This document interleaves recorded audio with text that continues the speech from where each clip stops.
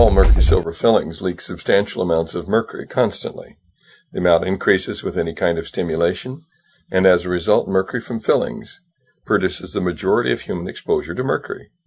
What you're seeing is mercury vapor coming off a 25-year-old silver amalgam filling in an extracted tooth. The background is a phosphorescent screen. The mercury vapor absorbs the fluorescent light, and you can see it as a shadow on the screen. This is mercury coming off a filling that was dipped in water that's the same temperature as the human body. This is a filling that was rubbed with a pencil eraser for just a few seconds. These are not small amounts of mercury.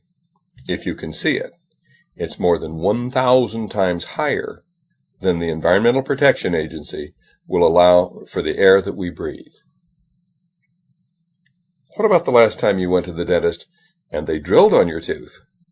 Here is the mercury vapor every time you raise the temperature to 110 degrees with hot coffee or warm water, or even chewed on it.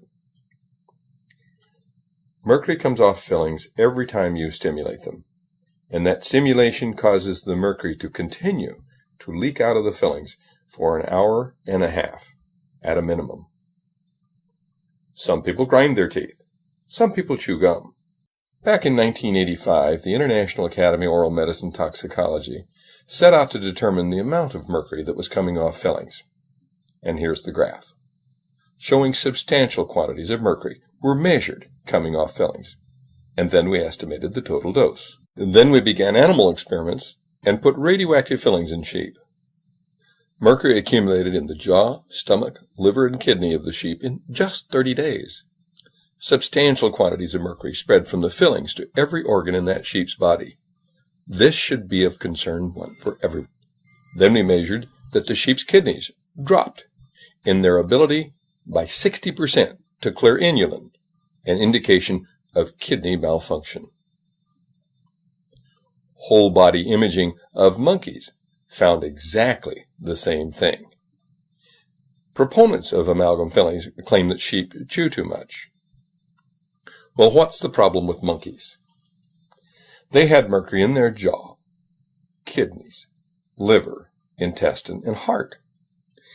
And further research found dystrophic bacteria that were antibiotic resistant cropped up in the intestines within 2 weeks of receiving these mercury-leaking fillings. In 1991, the World Health Organization acknowledged that the predominant source of human exposure to mercury is from your fillings. That should be of concern to anyone wanting to have healthy children, because mercury is highly damaging to fetuses. Experiments in sheep showed that mercury from the sheep's fillings transferred immediately to the placenta, to the unborn fetus, and to every conceivable portion of the fetus's body. It even increased in the lamb higher after birth from mercury in the mother's milk. There's no such thing as a safe mercury filling. All mercury fillings leak mercury. The combined effect of mercury, cadmium, and lead is just now being investigated, but it's not 1 and 1. It's synergistic, and 1 and 1 may make 100 or even 1,000. Why is that of concern? Over and over again, we've heard that children are exposed to lead from our environment. Mercury and lead is many times more toxic than just mercury alone.